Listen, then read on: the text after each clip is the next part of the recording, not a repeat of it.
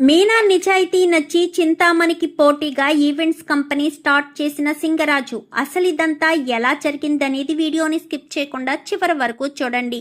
గుండె నిండా గుడిగంటలు upcoming episodes లో ఏం జరగబోతుందో ముందుగా తెలుసుకోవాలి అనుకుంటే వీడియోని లైక్ చేసి ఛానల్ని సబ్స్క్రైబ్ చేసుకుని పక్కనే ఉన్న బెల్ సింబల్లో ఆల్ పై క్లిక్ చేయండి. మీనా బాలు జోడీ కనుక మీకు నచ్చినట్లయితే కామెంట్లో ఎస్ అని టైప్ చేయండి. ఇంకా మీనాకు వచ్చిన కష్టం పరాయి ఆడపిల్లకు కూడా రాకూడదు. తన కాళ్ళ మీద తను నిలబడాలని ఎంతో శక్తిని కూడగొట్టుకుని అటు ఇంట్లో పని బయట పని చేసుకుంటూ డెకరేషన్లు చెయ్యాలి అన్న ఉత్సాహంతో ఎంతో కష్టపడి మీనా అయితే డెకరేషన్ చేస్తే 10 లక్షల ఆర్డర్ వచ్చిందని ఎంతో సంతోషపడే లోపే సంతోషమంతా ఆవిరైపోతుంది. ఎందుకంటే ఆ చింతామణి ఆ మేనేజర్ చేసిన మోసాన్ని మీనా మనసులో దాచుకోలేకపోతుంది. ఎంతో దుఃఖాన్నైతే తను గుండెల్లో దాచుకుని పైకి మాత్రం నార్మల్గానే కనిపిస్తుంది. శృతి రవి సత్యానికైతే అనుమానంగానే అనిపిస్తుంది. ఏమైంది మీనాకు? ఎప్పుడూ నార్మల్గానే మాట్లాడే మీనా తన కళ్ళల్లో కన్నీళ్లు గుండెల్లో బాధ కనిపిస్తుంది. అసలు ఏ విషయం చెప్పడం లేదని ముగ్గురు కూడా వెళ్ళి అడుగుతారు. ఎంత అడిగినా గానీ మీనా ఏమీ లేదు అంటూనే చెప్తుంది. కానీ వాళ్ళకేదో అనుమానం. ఇక్కడ ప్రభావతి చూస్తే సంతోషంగా ఉంది, అటు మీనా చూస్తే బాధపడుతూ ఉంది. ఏదో జరిగింది, ఏ విషయం కూడా చెప్పడం లేదు అని ముగ్గురు కూడా ఆలోచించుకుని వాళ్ళు కూడా తినకుండానే వెళ్ళి పడుకుంటారు. ప్రభావతి మనోజ్ రోహిణి మాత్రం పీకల దాకా తిని తెగ సంతోషపడుతూ ఉంటారు. ఇంకిక్కడ బాలు వైజాగ్ ట్రిప్కు వెళ్ళాడు కదా, మీనాకు ఫోన్ చేసి మీనాతో ఆ ఫ్యామిలీ మాట్లాడతానంటే మాట్లాడించేసరికి మీనా కళ్ళెందుకు అలా బాధపడుతున్నాయి? పైగా తన ముఖంలో నవ్వు కూడా కనిపించడం లేదు. నేను ఫోన్ చేస్తే మీనా ఖచ్చితంగా చాలా హ్యాపీగా ఫీల్ అవుతుంది.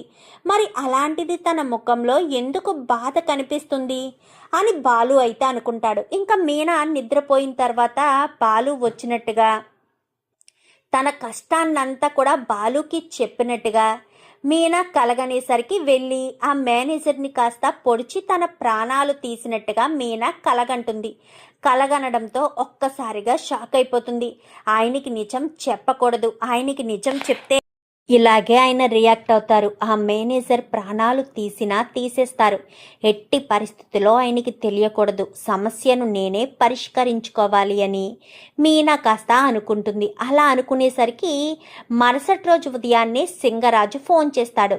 అమ్మ మీనా బాగున్నావా అనగానే బాగున్నానండి అని చెప్పనేసరికి నువ్వు ఇస్తానన్న టైం అయిపోయిందమ్మా, నోటి మాట మీద నీ నీతి నిజాయితీ మీద నేను నీకు డబ్బులు ఇచ్చాను, నువ్వు ఆ నిజాయితీని నీ మీద ఉన్న నమ్మకాన్ని పోగొట్టుకోకు అనగానే ఖచ్చితంగా పోగొట్టుకోనండి అని చెప్పి మీనా కాస్త ఫోన్ పెట్టేస్తుంది. ఇదే హడావిడిలో అసలే డబ్బులు ఇవ్వలేదు, సింగరాజు ఫోన్ చేశాడు అని బాధపడుతున్న సమయంలోనే తనకు పూల డెకరేషన్కి సహాయం చేసిన 2 ఆడవాళ్ళు కూడా వస్తారు.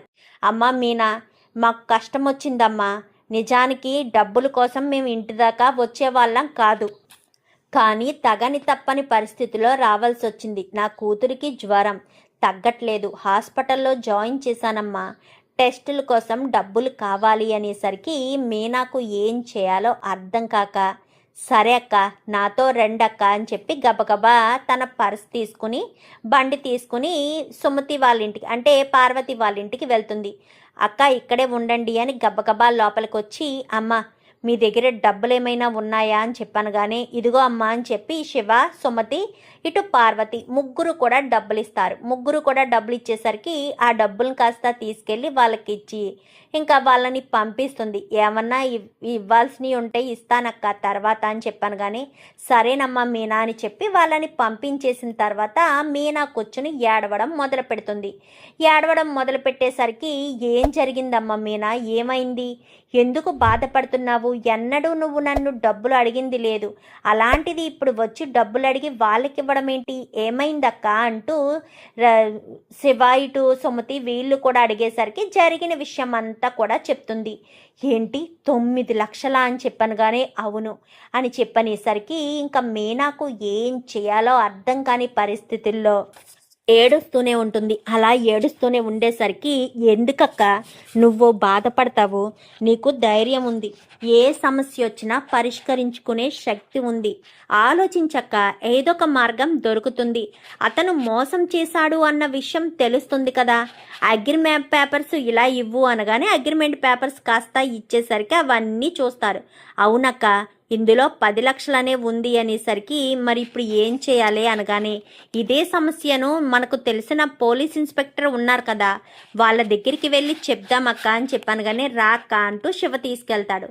తీరామోస్ అక్కడికి వెళ్ళి ఆయనకి చెప్తే ఆయన ఏమంటాడు, నువ్వే కదమ్మా 10 లక్షలు తీసుకున్నట్టుగా సంతకం కూడా పెట్టావు, ఇక్కడ ఖచ్చితంగా క్లియర్గా కనిపిస్తుంది. ఇప్పుడు మనం కేసు పెట్టినా వాళ్ళని అరెస్ట్ చేయడానికి వెళ్ళినా వాళ్ళు ఇదే మాట అంటారు, ఇదిగోండి క్లియర్గా ఉంది కదా, ఏ కారణం చేత మమ్మల్ని అరెస్ట్ చేస్తున్నారో, మీ దగ్గర ఏ ప్రూఫ్ ఉంది అని అడుగుతారు.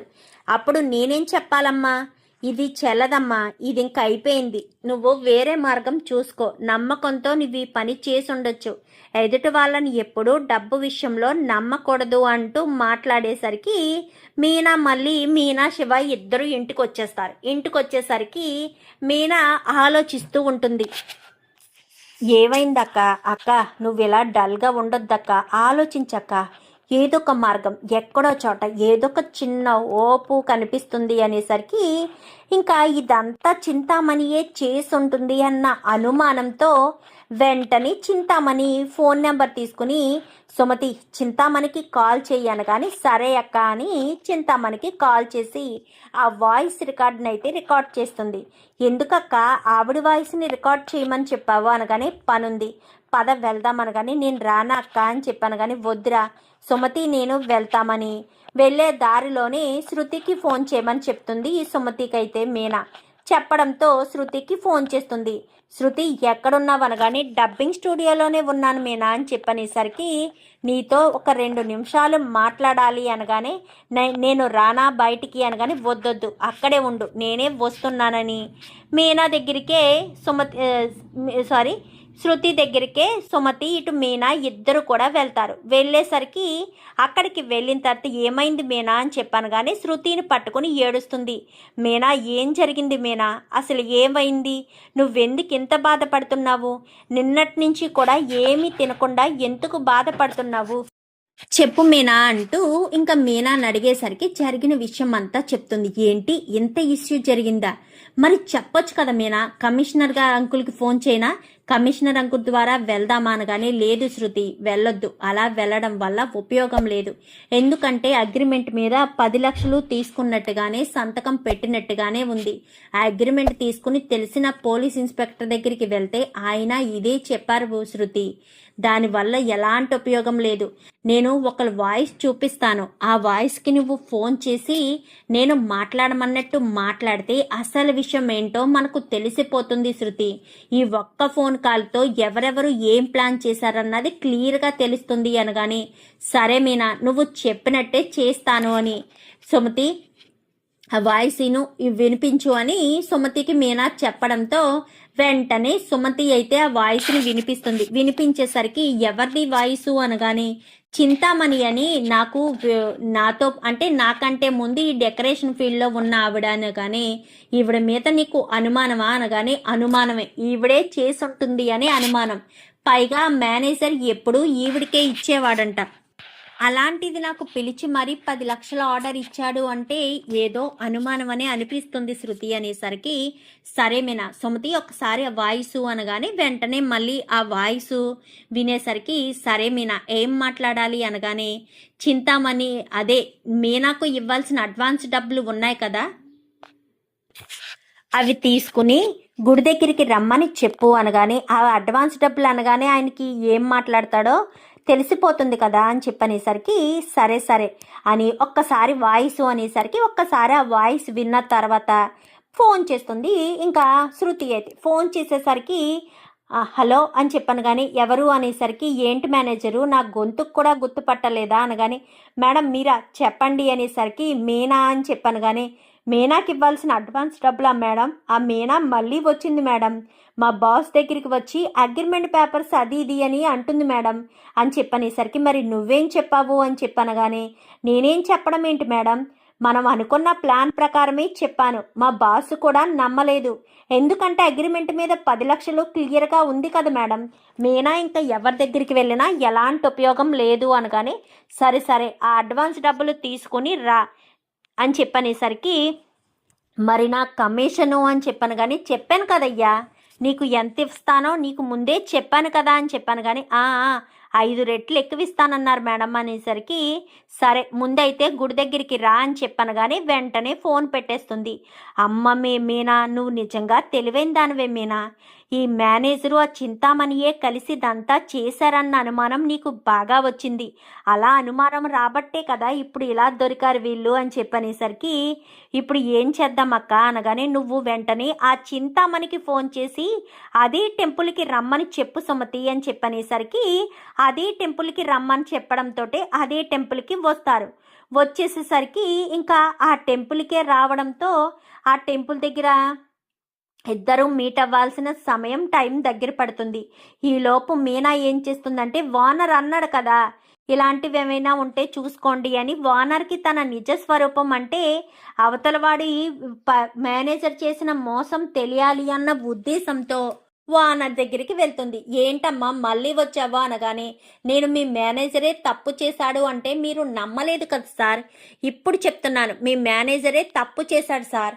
కావాలంటే ఇది చూడండి అంటూ కావాలంటే నాతో రండి అని చెప్పనేసరికి, ఎక్కడికమ్మా ఎక్కడికి రావాలి అనగానే, ఒక్కసారి వాయిస్ రికార్డ్ వినండి మీకే అర్థమవుతుంది అనేసరికి, చింతామణి మేనేజర్ మధ్యలో జరుగుతున్న కాన్వర్సేషన్ అంతా కూడా వాయిస్ రికార్డర్ చేసేసరికి ఆ రికార్డర్ కాస్త వినిపించడంతో ఒక్కసారిగా అతను షాక్ అవుతాడు.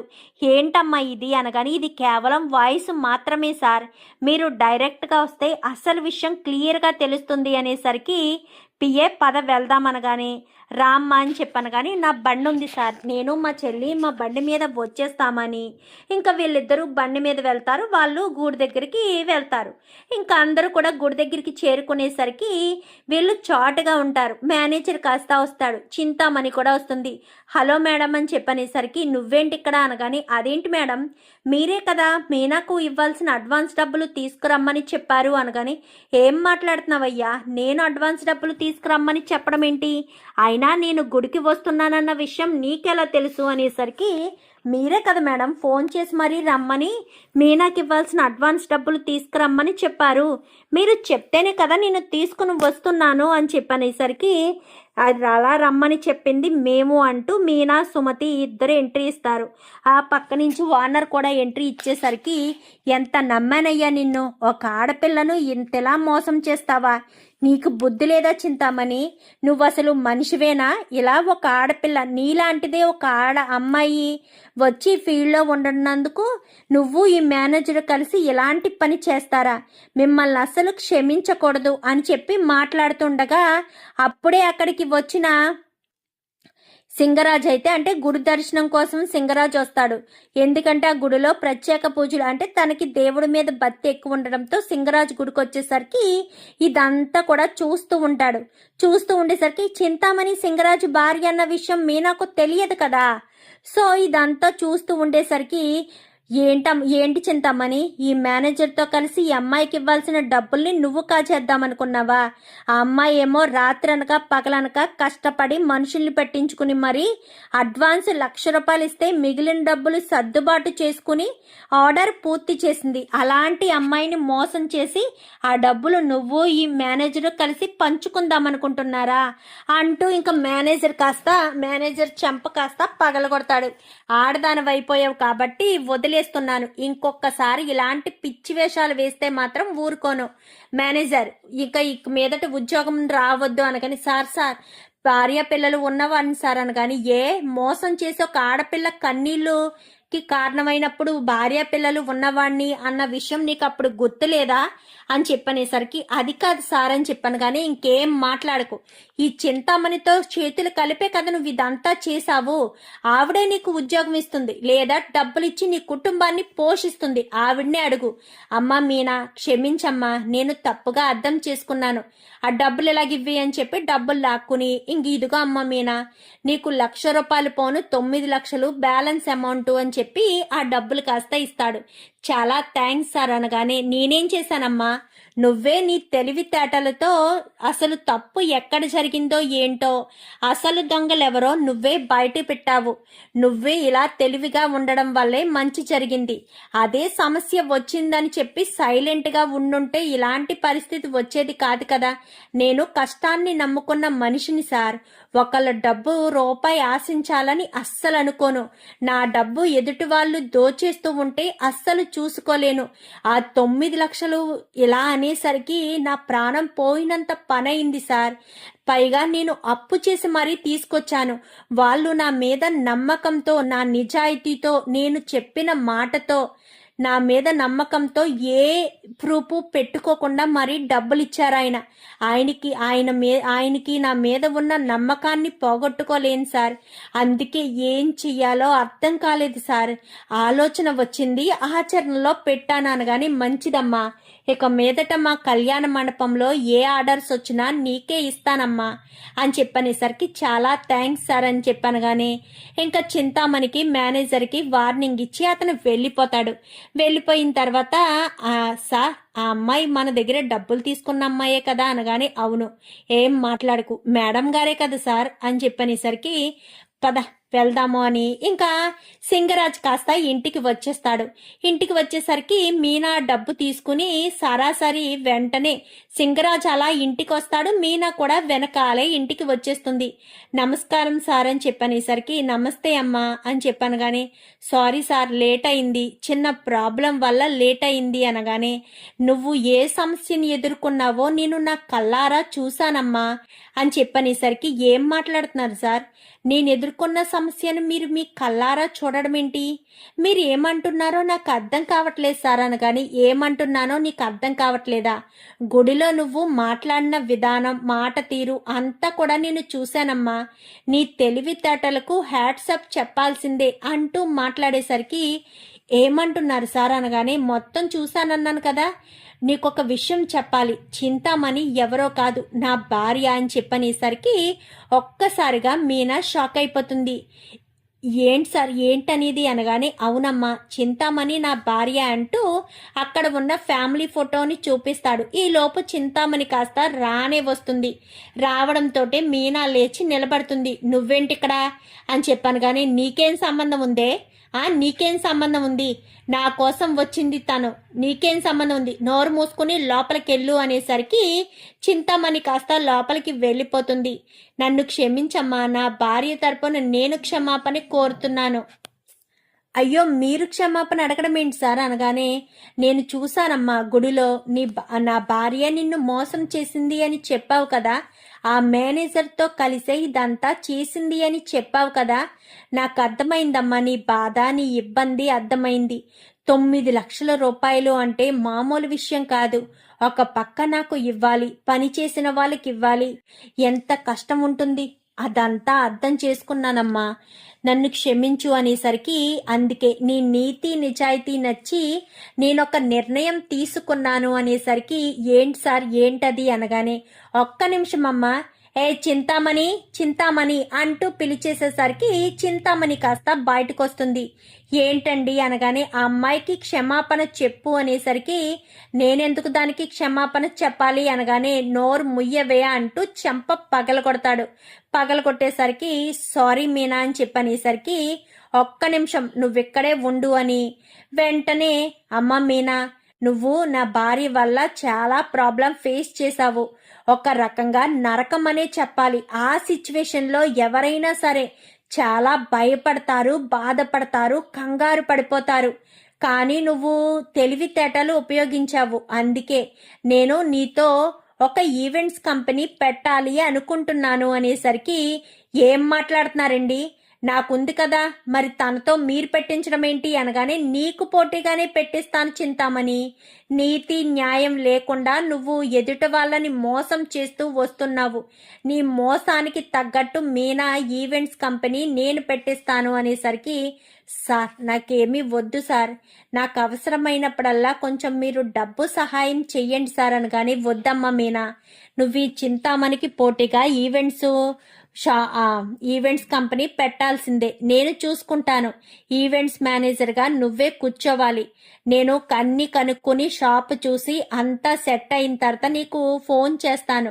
నువ్వు వచ్చి ఆ మేనేజర్ సీట్లో కూర్చుని ఈవెంట్స్ అన్నీ కూడా చూసుకో అని చెప్పనేసరికి, ఈవెంట్స్కి కావాల్సిన పెట్టుబడి అంతా నేను పెట్టుకుంటాను అనేసరికి, చాలా థ్యాంక్స్ సార్ అని మీనా చేతులు జోడిస్తుంది.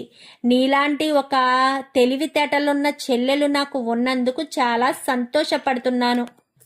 నేను అన్నీ సెట్ చేసిన తర్వాత నీకు ఫోన్ చేస్తానమ్మా అని చెప్పనేసరికి సరేనని ఇంకా మీనా ఇంటికి వస్తుంది. ఇవ్వాల్సిన వాళ్ళందరికీ పార్వతి వాళ్ళకి కూడా డబ్బులు ఇచ్చేస్తుంది. ఇచ్చేసిన తర్వాత ఇంకా మీనా ఇంటికి వచ్చేసరికి బాలు వస్తాడు. బాలు రావడంతో మీనా బాలుని పట్టుకుని ఏడవడం మొదలు పెడుతుంది. ఏమైంది మీనా, ఏం జరిగింది అనగానే, జరిగిన విషయం అంతా కూడా చెప్పేసేసరికి, ఏంటి మీనా ఎంత పెద్ద సమస్య వచ్చిందా అంటూ సత్యం అంటాడు. అవును మామయ్య అని చెప్పాను కానీ, మాకు చెప్పొచ్చు కదమ్మా అనగానే, నాకే ఏం చేయాలో అర్థం కాలేదు మామయ్య. నాకొచ్చిన ఈ సమస్యని ఎలా పరిష్కరించుకోవాలో నాకు అర్థం కాలేదు. అలాంటి సిచ్యువేషన్లో నేను ఏం చేయాలో కూడా తెలియని సిచ్యువేషన్లో ఉన్నాను. అందుకే ఇంకా నేను ఏమీ చేయలేకపోయాను మామయ్య. భయం వేసింది, ఎలా ఈ ప్రాబ్లం నుంచి బయట పడాలి అని భయం వేసింది.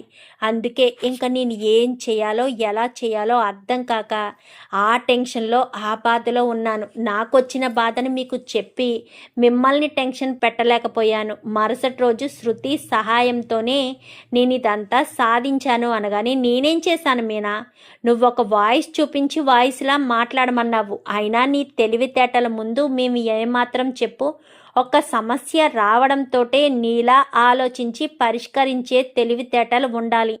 సమస్య వచ్చింది కదా అని భయపడిపోయి టెన్షన్ పడిపోయి ఇంకా ఈ సిచ్యువేషన్లోంచి ఎలా బయటికి రావాలి అని స్ట్రగుల్ అనుభవించే కంటే, అసలు ఇది ఎక్కడ మొదలైంది, ఎలా మొదలైంది అన్న విషయం తెలుసుకోవాలని నీకు చాలా తెలివిగా ఆలోచించావు అని చెప్పి ఇంకా శృతి అనేసరికి, మరొక గుడ్ న్యూస్ మామయ్య గారండి అనగానే, ఏంటమ్మా అనగానే, నేను డబ్బులు తీసుకున్న సింగరాజు గారు ఎవరో కాదు, ఆ చింతామణి భర్త అంట. ఇదంతా కూడా గుడికి వచ్చిన ఆయన చూసారంట. అందుకని నాతో ఈవెంట్స్ మేనేజర్గా ఒక షాప్ పెట్టించాలి అని అనుకుంటున్నారు అని చెప్పనేసరికి, ఏంటమ్మా మీనా, ఏంటి నువ్వు చెప్పేది అనగానే, అవును మామయ్య, ఆయనే పెట్టుబడి పెట్టి మరి ఈవెంట్స్కి మొత్తం అంతా చూస్తారంట. వాళ్ళ ఆవిడికి పోటీగా అనగానే, మంచి అవకాశం మీనా, ఈవెంట్స్ మేనేజర్గా అయితే పెట్టుబడి పెట్టాలి కదా అనగానే, దానికయ్యే ప్రతి రూపాయి పెట్టుబడి ఆయనే పెడతాను అన్నారు. వచ్చిన ప్రాఫిట్లో సిరిసగం తీసుకోవచ్చు. ఈవెంట్స్ కంపెనీ ద్వారా వచ్చినవన్నీ కూడా చూసుకో అమ్మా మీనా, నాకు ఒక 30% ఇస్తే చాలు, వడ్డీ కూడా అవసరం లేదు, పెట్టుబడి పెడతాను, వచ్చిన లాభంలో 30% నాకు ఇవ్వు చాలు అన్నారు. నేను సరే అని అన్నాను అనగానే, మంచి పని చేసావమ్మా మీనా, నువ్వు ఇలాగే రోజు రోజుకి ఎదుగుతూ ఉండాలి, నీ ఎదుగుదల బాగుంటూ ఉండాలి, నువ్వు ఎదిగితేనే కదా బాలు కూడా సంతోషపడతాడు అనగానే, మీనా నిన్న కళ్ళు చూసి చాలా భయమేసింది నాన్న, తను ఎంతో బాధపడింది నాన్న అని చెప్పాను. కానీ అవును బాలు, మీనా తన మనసులోనే బాధని దాచుకుంటుంది తప్ప ఎవరికీ చెప్పదు, సంతోషాన్ని మాత్రం అందరితోనూ పంచుకుంటుంది. మరి ఇంతకీ నిన్న ఆంటీ అంత సంతోషంగా ఉండడానికి కారణం ఏంటి? ఏముంది, ఆ చింతామణి ఆ అత్తయ్య ఫ్రెండ్ కదా. సో అత్తయ్యకి ఫోన్ చేసి, మీ కోడలు ఇంకా మీరు చెప్పినట్టే ఇంటి పట్టునే ఉంటుంది, ఎటు పోదు, డెకరేషన్కి వైపు వెళ్ళదు, తనకి అంత తీరని నష్టాన్ని కలిగించాను అని చెప్పుంటుంది. అందుకే అత్తయ్య పట్టరానంత సంతోషంతో బిర్యానీ పార్టీ ఇచ్చారు అనగానే, అది అసలు మనిషేనా అంటూ ఇంకా సత్యం మొదలు పెడతాడు. మామయ్య అనగానే నువ్వేంటమ్మా, అది అసలు మనిషేనా? ఇంట్లో ఉన్న మనిషికి కష్టం వచ్చిందంటే తల్లడిల్లిపోతాం, అలాంటిది కోడలు ఇలాంత నష్టం వచ్చింది, ఇంత పెద్ద ప్రాబ్లం ఫేస్ చేస్తుంది అన్న ఇంగిత జ్ఞానం కూడా లేకుండా తను సంతోషపడుతుందా, సంతోషంగా సెలబ్రేట్ చేసుకుంటుందా, అది అసలు మనిషేనా అంటూ ఇంకా సత్యం కాస్త ప్రభావతిని తిడతాడు.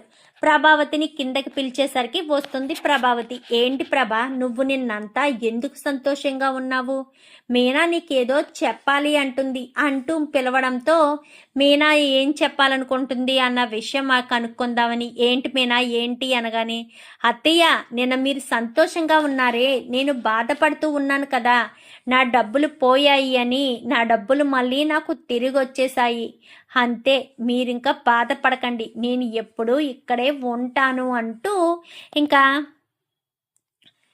మీనా చెప్పేసరికి ఒక్కసారిగా ప్రభావతి షాక్ అవుతుంది. అంటే ఇప్పుడు నువ్వు బాధపడడం లేదా? నేనెందుకు బాధపడతాను అత్తయ్య, సంతోషంగా ఉంటేను, నా డబ్బు నాకు వచ్చేసినప్పుడు సంతోషమే ఉంటుంది తప్ప బాధ ఎందుకు ఉంటుంది అనేసరికి, అంటే ఇప్పుడు నువ్వు సంతోషంగా ఉన్నానంటున్నావు. అవును ప్రభా, మీనా సంతోషంగా ఉంటే చూసి ఓర్వలేని దానివే కదా నువ్వు, నీ కళ్ళల్లో నిప్పులు పోసుకుంటావు కదా, పోసుకో, నిప్పులే పోసుకో, మీనా సంతోషాన్ని చూసి ఓర్వలేని తనంతో ఉండు అంటూ సత్యం మాట్లాడేసరికి, నేనేం చేశాను అనగానే, నీకు ఆ చింతామణి ఫోన్ చేసి ఈ జరిగిన విషయం అంతా చెప్పే ఉంటుంది కదా, ఇంకా ఆ విషయం చెప్పిన తర్వాతే నువ్వు తెగ సంతోషపడిపోయావు. నువ్వు అసలు మనిషివేనా ప్రభా? ఇంటి కోడలు కన్నీళ్లు పెట్టుకుంటే అది ఇంటికి మంచిదా? కాదు కదా.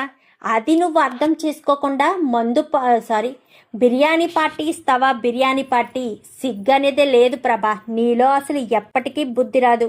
నీకు కాళ్ళు చేతులు పడిపోయి మంచాన పడ్డ తర్వాత మీనా అస్సలు నువ్వు సహాయం చెయ్యొద్దు, మీ అత్తగారికి గ్లాసులు మంచినీళ్ళు కూడా ఇవ్వద్దు, అప్పుడే ఇలాంటి దానికి బుద్ధి వస్తుంది అంటూ సత్యం కాస్త చెప్తాడు. అది కాదండి అనేసరికి, ఇంకా నువ్వేం మాట్లాడకు, నీలో ఎప్పటికీ మార్పు రాదు అంటూ ఇంకా ప్రభావతిని సత్యం తిట్టేసరికి ఇంకా ఏం మాట్లాడకుండా ప్రభావతిని సత్యం తిట్టడంతో ప్రభావతి నోరు మూసుకుని అక్కడి నుంచి వెళ్ళిపోతుంది. మొత్తానికైతే ఈవెంట్స్ మేనేజర్గా మీనా లైఫ్ను స్టార్ట్ చేయడానికి ఇక్కడ అన్ని సింగరాజు సిద్ధం చేసి మీనాని రమ్మని ఫ్యామిలీ మెంబర్స్ అందరి ముందు మీనాని నా చెల్లెల్లా అనుకుంటున్నాను అంటూ ఇంకా CEO అంటే ఈవెంట్స్కి మేనేజర్గా ఇంకా CEO స్థానంలో కూర్చోబెడతాడు. ఇక మీదటి నుంచి ఇక్కడి నుంచి చూసుకునేవన్నీ నువ్వేనమ్మా, మనం మాట్లాడుకున్నట్టుగానే ఇదంతా జరుగుతుంది అంటూ చెప్పడంతో మీనా బాలు అందరూ కూడా సంతోషంగా ఉంటారు. ప్రభావతి, రోహిణి, మనోజ్ మాత్రం తట్టుకోలేకపోతూ ఉంటారు. చూద్దాం మరి రాబోయే ఎపిసోడ్స్లో ఇలాగే జరగాలని మీరు కూడా కోరుకుంటే వీడియో నచ్చితే లైక్ చేసి ఛానల్ని సబ్స్క్రైబ్ చేసుకుని పక్కనే ఉన్న బెల్ సింబల్లో ఆల్ పై క్లిక్ చేయండి. Thank you for watching.